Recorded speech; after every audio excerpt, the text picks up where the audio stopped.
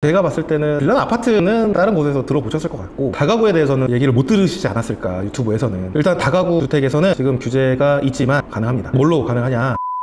가능합니다. 그렇지만 이런 부분들도 또 언제 바뀔지 몰라요. 지금 정권에서 이 규제는 딱딱딱 잘라서 말하지 않고 있거든요. 그래서 이 반응을 보면서 움직이려고 하는 것 같아요. 지금 현재 상황에서는 다가구 대출 가능합니다. 지금도 계속 바꾸고 계세요. 왜냐면 제가 이걸 실시간으로 알잖아요. 코칭반을 운영을 하면서 저희 수강생분들이 1대1로 제가 상담을 해드리고 대출 관련해서도 같이 풀고 있다 보니까 제가 자신 있게 말씀드릴 수 있습니다. 저희 수강생분은 근저당으로 20억 대출 받으셨습니다.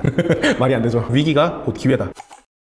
안녕하세요, 건물주님. 안녕하세요. 다가구 건물 투자에 있어서 특히 대출이 진짜 중요하다고 하는데 왜 그럴까요? 어쨌든 건물 투자잖아요. 그러면 금액대가 높을 수밖에 없겠죠. 물론 금액대가 다 높은 건 아니죠. 차이가 있긴 하겠지만 평균적으로 한 10억 정도라고 보면 10억의 현금을 가지고 계신 분들이 없겠죠. 있으시다면 DM 하나 부탁드리고요. 내가 10억짜리 건물을 사는데 대출이 하나도 안 껴있다? 살 수도 없는 상황이에요. 물론 10억이 있으신 분들도 있을 겁니다. 대출을 안 받고 매입을 하시는 분들도 분명히 있습니다. 제 주변에서도 그렇게 상담을 하신 분들도 있었고요. 그런데 사실 그 돈이면 그 건물 하나에 투자하기보다는 다른 건물까지 병행해서 2개, 3개, 4개를 늘려가는 게 수익률 측면에서 훨씬 더 유리하다거든요. 그렇기 때문에 이 다가구 주택에서는 대출이 굉장히 또 중요하다고 보시면 되고, 그런 수익률적인 부분들, 투자에 대한 방향성으로만 봐도 유리하지만 나중에 팔 때 어떻게 하실 거예요? 팔 때 못 팔아요. 팔 수가 없습니다. 그때 가서 후순위로 대출을 일으키면 되지 않을까요? 라고 하시는 분들도 있습니다. 대출 될 수도 있겠죠. 하지만 아시겠지만 점점 규제는 심해지고요. 대출이 안 될 가능성이 큽니다. 이걸 나중에 그제서야 대출을 받게 되면 결국에는 투자금이 많이 들어가다 보니까 매수하려고 하는 사람이 그 건물을 안 살 가능성이 커요. 애초에 그 돈도 없지만 그 돈 넣을 바에는 차라리 다른 건물 2개로 사야겠다라고 매수인들이 생각을 하기 때문에 이 대출은 굉장히 중요하다라고 보시면 될 것 같습니다. 대출이라는 게 계속 바뀌잖아요. 어떤 때는 됐다가 어떨 때는 안 됐다가, 어느 장단에 맞춰야 될지 좀 잘 모르겠거든요. 그때마다 장단을 이렇게 맞추시면 돼요.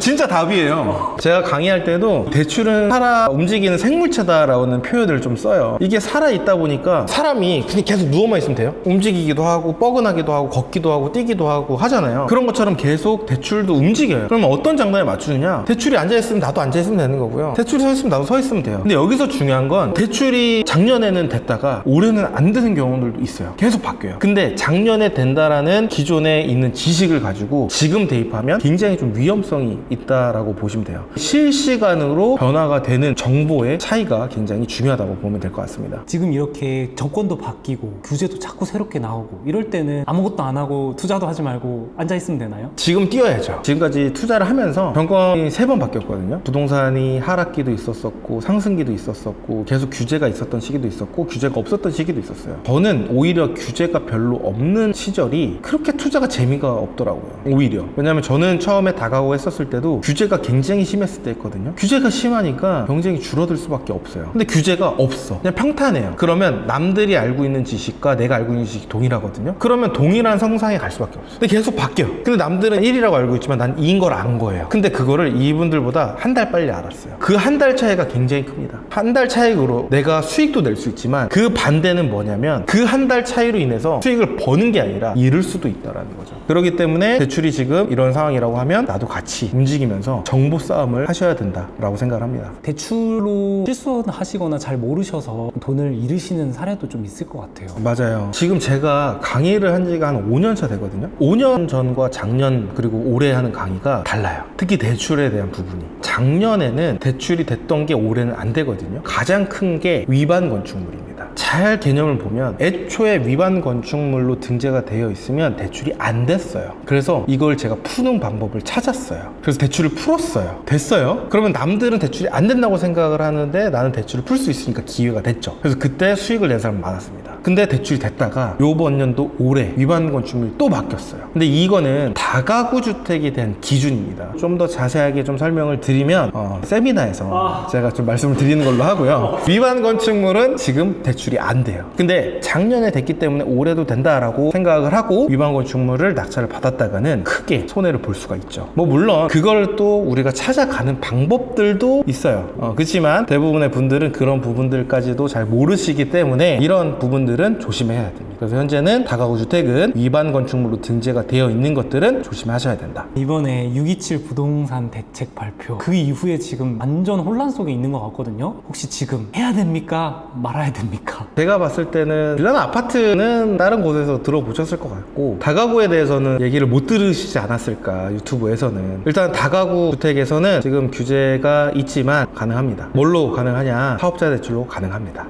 그렇지만 이런 부분들도 또 언제 바뀔지 몰라요. 지금 정권에서 이 규제는 딱 잘라서 얘기하지 않아요. 이거는 시작에 불과하다. 언질만 주지 뭘 하겠다라고 딱딱딱 잘라서 말하지 않고 있거든요. 그래서 이 반응을 보면서 움직이려고 하는 것 같아요. 지금 현재 상황에서는 다가구 대출 가능합니다. 지금도 계속 받고 계세요. 왜냐하면 제가 이걸 실시간으로 알잖아요. 코칭반을 운영을 하면서 저희 수강생분들이랑 1대1로 제가 상담을 해드리고 대출 관련해서도 같이 풀고 있다 보니까 제가 자신 있게 말씀드릴 수 있습니다. 최근에도 그렇게 낙찰 받으신 분들이 대출도 잘 실행하고 그런 거 계신 거죠? 네. 저희 수강생분들 같은 경우 아직 잔금도 안 치렀거든요. 대출 자서 하신 분들도 있고 이제 대출 알아보시는 분들도 있고 오늘 낙찰 받으신 분들도 있고 네, 그러기 때문에 지금은 대출 다 잘 되고 있습니다. 어떤 상담사님한테 물어봐도 다 된다 이건 아니에요. 그걸 잘 해주시는 분이 또 계시기 때문에 그런 분들에 대한 제가 뭐 정보라든지 이런 것들은 저희 코칭반 분들에게만 따로 제가 안내를 해드리고 있어요. 빨리 세미나 들으러 가서 빨리 알고 싶습니다. 네. 최근에 낙찰 받으신 분들 중에 대출 관련해서 좀 문제를 잘 해결하신 분이 있는지 627 이후에 낙찰받은 수강생분 사례를 좀 말씀을 좀 드릴게요. 사건 번호는 24 타경 115116 사건입니다. 물건 소재지는 대전광역시 서구 탐방동에 위치한 근린주택이고요. 토지 면적이 153평이고요. 건물 면적이 246평 정도 됩니다. 네, 엄청 크죠. 근데 이 물건의 감정가가 무려 30억 6,200만 원입니다. 그래서 한 번 떨어져서 21억 4,400까지 떨어졌었던 물건이에요. 근데 이 보증금이 얼마예요? 최저가의 10%니까 2억 1,400만 원입니다. 6월 27일날 규제가 생겼습니다. 며칠 지나지 않아서 7월 2일날 이 물건을 저희 수강생분이 낙찰을 받으셨어요. 얼마에 받으셨냐면 감정가 대비 77%인 23억 5,999만 원에 낙찰을 받으셨습니다. 어쨌든 너무 기쁜 일이지만 2등이 이제 23억 3,100만 원이거든요. 차이가 얼마 안 나죠. 2등 분도 저희 수강생분이세요. 좋지만 또 이렇게 안타까운 지금 7월 2일날 낙찰을 받으셨고 7월 9일날 매각 허가 결정이 됐어요. 아직 대금 기한 통지서도 안 날아왔습니다. 근데 이미 자설하셨어요. 빠르게 지금 잔금 납부를 하신다고 제가 이야기를 들었고요. 23억 5,999만 원. 대출 얼마 나왔을까요? 6억 대출 받으셨나요? 6억 규제가 있으니까 저희 수강생분은 신탁 대출 안 받고요. 방빼기 다 하는 근저당 대출 받으셨습니다. 제 유튜브를 보신 구독자분들은 아실 거예요. 근저당과 신탁에 대한 어떤 차이가 있고 대출은 근저당이 거의 안 나온다라는 걸 알고 계실 겁니다. 근데 저희 수강생분은 근저당으로 20억 대출 받으셨습니다. 말이 안 되죠. 어떻게 그게 가능하죠? 방법이 있죠. 그 방법이 있죠. 아시는 또 과장님이 또 계셔가지고 과장님 통해서 20억 근저당으로 자서하셨고요. 이게 지금 23억이잖아요. 취득세만 1억이 넘습니다. 그렇기 때문에 투자금이 그래도 좀 들어가죠. 근데 제가 그때 기억하기로는 전세 하나도 안 놓고요. 월세만 놓고 한 1억 정도 묶이고 이자 제외하고 500 이상 600 정도 됐었던 걸로 제가 기억을 해요. 근데 이제 매매가로 봤었을 때는 엄청나게 또 차익을 또 볼 수 있는 또 물건이라서 지금 이렇게 규제가 있는 상황에서도 근저당을 20억을 받았다 이렇게 보시면 될 것 같습니다. 오히려 신탁 대출보다도 더 많이 나오는 겁니다. 지금 대출 고민도 많이 하실 거고 627 대책도 나오고 사업자 대출 나온 건 알겠는데 사업자 대출도 어떤 용도로 썼는지 또 다 보겠다 또 이런 이야기가 많이 있습니다. 기존에도 대출 받으신 분들도 되게 두려워하시는 분들도 있어요. 그런데 이제 거기에 따른 우리가 어떤 대처를 좀 해 나가야 되는지 이런 부분들도 우리가 좀 보완을 해 나가야겠죠. 너무 걱정하실 필요는 없을 것 같습니다. 단 지금 된다 하더라도 내일 모레 또 안 될 수 있고요. 지금 된다 하더라도 다음 달에 안 될 수도 있습니다. 지금 이 시기에는 이 대출 변동성에 대해서 꼭 체크하고 입찰하시길 바라겠습니다. 이런 때일수록 더욱더 건물주의 코칭반 이게 엄청 중요해지겠네요. 그렇죠. 이제야 저의 시대가 온 게 아닌가. 제가 앞에서 말씀드렸던 것처럼 전 정권에서는 규제가 없었어요. 되게 평탄했어요. 내가 알고 있던 지식이 계속 1년, 2년, 3년 계속 유지가 됐단 말이죠. 그런 경우에는요. 내가 경험이 없고 실시간의 정보가 없어도 강의를 할 수 있고 도와줄 수 있어요. 하지만 이런 시기에서는 다가구 업계에 발을 정말 들이고 있지 않은 이상 건물을 투자하고 내가 직접 월세를 받으면서 대출 이자를 내고 있지 않은 이상은 이런 부분들에 대해서 알 수가 없죠. 그러니까 이제 저의 세상이 온 것 같습니다.